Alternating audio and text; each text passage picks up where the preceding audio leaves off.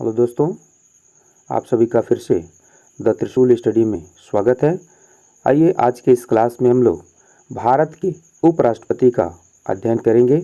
भारत के उपराष्ट्रपति का संबंध किस अनुच्छेद से है तथा किस अनुच्छेद में भारत के उपराष्ट्रपति के संबंध में किस बात का उल्लेख किया गया है, जिसका हम लोग विस्तृत अध्ययन इस अध्याय में करेंगे। अनुच्छेद नंबर जो 63 है उसमें भारत के उपराष्ट्रपति के संबंध में उल्लेख है कि भारत का एक उपराष्ट्रपति होगा, अर्थात अनुच्छेद 63 में भारत के उपराष्ट्रपति के पद का उल्लेख किया गया है। इसके बाद से आता है 64, उपराष्ट्रपति का राज्यसभा का पदेन सभापति होना। चूँकि भारत का जो उपराष्ट्रपति होता है वह राज्यसभा का पदेन सभापति होता है तथा इसके साथ साथ कहा गया है कि वह अन्य कोई लाभ का पद धारण नहीं करेगा। इसके साथ साथ अनुच्छेद नंबर 65 है कि राष्ट्रपति के पद में आकस्मिक रिक्ति के दौरान या उसकी अनुपस्थिति में उपराष्ट्रपति का राष्ट्रपति के रूप में कार्य करना या उसकी कृत्यों का निर्वहन करना। अर्थात भारत का जो उपराष्ट्रपति है वह भारत के राष्ट्रपति के पद का रिक्त होने की स्थिति में, अर्थात अगर उनकी अचानक मृत्यु हो जा रही है या किन्हीं कारणों से राष्ट्रपति का पद रिक्त हो जा रहा है, उस स्थिति में भारत का उपराष्ट्रपति राष्ट्रपति के रूप में कार्य करता है तथा उसे वह सभी सुविधाएं प्रदान की जाती हैं जो राष्ट्रपति को प्राप्त होती हैं। इसके बाद से हम देखते हैं कि अनुच्छेद नंबर 66 में किसका उल्लेख है। तो अनुच्छेद 66 में उपराष्ट्रपति के निर्वाचन और योग्यता का उल्लेख किया गया है। भारत के उपराष्ट्रपति का निर्वाचन में संसद के दोनों सदनों के सदस्यों से मिलकर के बनने वाले निर्वाचक सदस्यों के द्वारा आनुपातिक प्रतिनिधित्व प्रणाली के अनुसार एकल संक्रमणी मत प्रणाली के द्वारा भारत के उपराष्ट्रपति का निर्वाचन होता है। राष्ट्रपति चैप्टर में मैंने आपको बताया था कि राष्ट्रपति का जो निर्वाचन होता है वह संसद के दोनों सदनों के निर्वाचित सदस्य तथा राज्यों के विधानसभा के निर्वाचित सदस्य ही केवल भाग लेते हैं, परंतु उपराष्ट्रपति के निर्वाचन में संसद के दोनों सदनों के सभी सदस्य, चाहे वह निर्वाचित हों या मनोनीत हों, वे सभी के सभी सदस्य उपराष्ट्रपति के निर्वाचन में भाग लेते हैं। और राष्ट्रपति के निर्वाचन में जो रीति अपनाई गई थी उसी रीति के माध्यम से भारत के उपराष्ट्रपति का भी निर्वाचन किया जाता है, अर्थात समान आनुपातिक प्रतिनिधित्व प्रणाली और एकल संक्रमणी मत प्रणाली के द्वारा किया जाता है।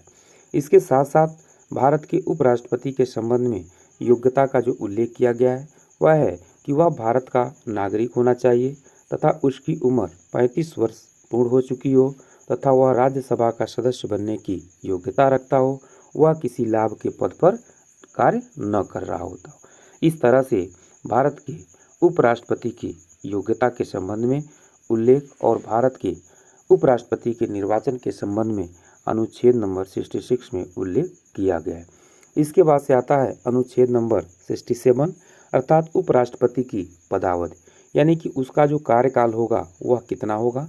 तो उपराष्ट्रपति अपने पद ग्रहण करने की तारीख से 5 वर्ष की अवधि तक पद धारण करेगा, ऐसा उल्लेख अनुच्छेद नंबर 67 में किया गया है।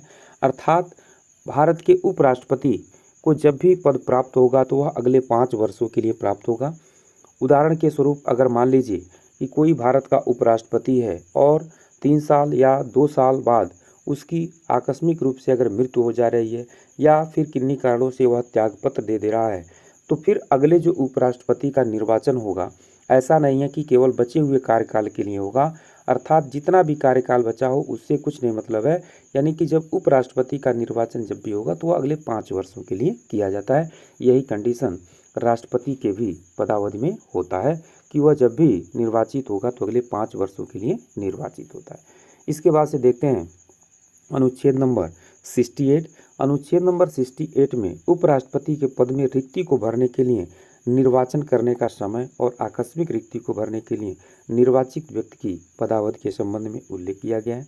अर्थात उपराष्ट्रपति की पदावधि की समाप्ति से हुई रिक्ति को भरने के लिए निर्वाचक पदावधि की समाप्ति से पहले ही पूर्ण कर लिया जाएगा। अर्थात कहने का तात्पर्य यह है कि अगर उपराष्ट्रपति का निर्वाचन हुआ और उसका कार्यकाल जो 5 वर्ष है वह पूर्ण हो रहा है, तो इस स्थिति में उसका कार्यकाल पूर्ण होने से पहले ही उपराष्ट्रपति का फिर से निर्वाचन कर लिया जाता है, तथा जब तक पूर्ण रूप से उपराष्ट्रपति का निर्वाचन नहीं हो जाता है तब तक वह पहला वाला उपराष्ट्रपति अपने कार्य को देखता रहता है।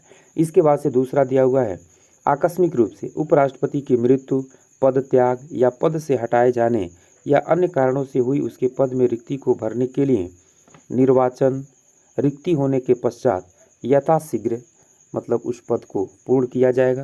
कहने का तात्पर्य यह है, इसमें समय सीमा का उल्लेख नहीं है। ऐसा उल्लेख है कि अगर उपराष्ट्रपति का पद रिक्त होता है तो उसको यथाशीघ्र मतलब जितना जल्दी हो सकेगा फिर से नए उपराष्ट्रपति का निर्वाचन किया जाता है। इसके बाद से अनुच्छेद नंबर 69 है और अनुच्छेद नंबर 69 में राष्ट्रपति के शपथ का उल्लेख किया गया है कि उपराष्ट्रपति को शपथ कौन दिलाएगा। अर्थात कहने का तात्पर्य यह है कि प्रत्येक उपराष्ट्रपति अपना पद ग्रहण करने से पहले राष्ट्रपति द्वारा या उसके द्वारा नामित या नियुक्त किसी व्यक्ति के समक्ष अपना शपथ ग्रहण करता है। इसके बाद से अनुच्छेद नंबर 70 आता है कि अन्य आकस्मिकताओं में राष्ट्रपति के कृत्यों का निर्वहन, यानी कि अन्य कारणों से अगर पद रिक्त हो जा रहा, जैसे मान लीजिए कि राष्ट्रपति महोदय बीमार हो गए या फिर जो है कि कहीं विदेश दौरा पर गए हुए हैं, तो उस स्थिति में जो राष्ट्रपति का पद होता है उसके कृत्यों का निर्वहन भी भारत का उपराष्ट्रपति करता है। कह रहा है कि संसद ऐसी किसी आकस्मिक में जो उस अध्याय में उपबंधित नहीं है, राष्ट्रपति के कृत्यों के निर्वहन के लिए ऐसा उपबंध कर सकेगी जो वह ठीक समझेगी। तो इस तरह से अनुच्छेद नंबर 70 में यानी कि अन्य आकस्मिक कृत्यों के स्थिति में राष्ट्रपति के पद का निर्वहन उपराष्ट्रपति करते हैं और इसका निर्धारण हमारी संसद करती है। उसके बाद से है अनुच्छेद नंबर 71। इसके तहत यह उल्लेख किया गया है कि राष्ट्रपति और उपराष्ट्रपति के निर्वाचन से संबंधित किसी भी प्रकार के यदि विवाद है तो उसका समाधान कहाँ किया जाएगा, सुप्रीम कोर्ट में ही सुलझाया जाएगा। अन्य किसी कोर्ट में राष्ट्रपति या उपराष्ट्रपति के निर्वाचन से संबंधित विवाद का निपटारा नहीं किया जा सकता है। इस प्रकार से उपराष्ट्रपति को हटाने की प्रक्रिया क्या है इसको भी देखते हैं। जिस प्रकार से मैंने आपको राष्ट्रपति को उसके पद से हटाने के लिए जो प्रक्रिया का उल्लेख किया गया था वह था महाभियोग 61 में उसका उल्लेख है। महाभियोग के माध्यम से राष्ट्रपति को उसके पद से हटाया जा सकता है, परंतु उपराष्ट्रपति को उसके पद से हटाए जाने के संबंध में महाभियोग शब्द का प्रयोग नहीं किया जाता है। उपराष्ट्रपति को अगर हटाना होता है तो राज्यसभा में प्रस्ताव लाना होता है और राज्यसभा के ऐसे संकल्प द्वारा जिसको उपस्थित सदस्य के बहुमत में पारित किया तथा लोकसभा भी उस प्रस्ताव पर सहमत है तो उपराष्ट्रपति को उसके पद से मुक्त समझा जाता है। वही कंडीशन यहाँ पर भी है, यानी कि उपराष्ट्रपति को भी यदि उसके पद से हटाना है तो 14 दिन पहले उपराष्ट्रपति को सूचित करना होता है तथा उसके विरुद्ध यह प्रक्रिया अपनाई जाती है और इस तरह से उपराष्ट्रपति को भी उसके पद से हटाया जा सकता है। इसके बाद से हम देखते हैं कि उपराष्ट्रपति के कार्य और शक्ति क्या हैं। चूँकि उपराष्ट्रपति जो होता है वह राज्यसभा का पदेन सभापति होता है, तो इस स्थिति में उपराष्ट्रपति के पास बहुत ज़्यादा शक्तियाँ नहीं होती हैं। फिर भी उपराष्ट्रपति भारत की संसद के उच्च सदन यानी कि राज्यसभा का पदेन सभापति होता है, यानी कि जो व्यक्ति भारत का उपराष्ट्रपति होता है वही उस समय राज्यसभा का सभापति होता है। हालांकि आपको याद रखना है कि वह राज्यसभा का सदस्य नहीं होता है, चाहे वह राष्ट्रपति हो या फिर उपराष्ट्रपति हो, वह किसी भी सदन का सदस्य नहीं होता है। तो यह उस सदन का सदस्य नहीं होते हुए भी राज्यसभा का पदेन सभापति होता है। तो एक महत्वपूर्ण प्रश्न ये भी बनता है कि कौन सा ऐसा व्यक्ति है जो किसी सदन का सदस्य नहीं रहते हुए भी राज्यसभा का सभापति होता है, तो वह है उपराष्ट्रपति। इसके बाद से अगला जो काम है वह है कि भारत का उपराष्ट्रपति जब राष्ट्रपति अनुपस्थित होता है या राष्ट्रपति की मृत्यु हो जाती है तो उस समय यह व्यक्ति भारत के राष्ट्रपति के तौर पर कार्य करता है और उस समय उपराष्ट्रपति के पास वह सभी शक्तियाँ होती हैं जो राष्ट्रपति में निहित होती हैं।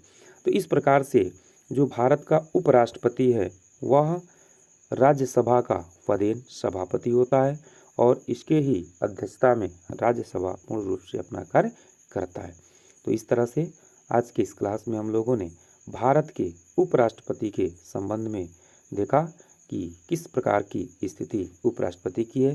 फिर से हम लोग अगले क्लास में मिलते हैं। तब तक के लिए आप सभी लोगों को बहुत बहुत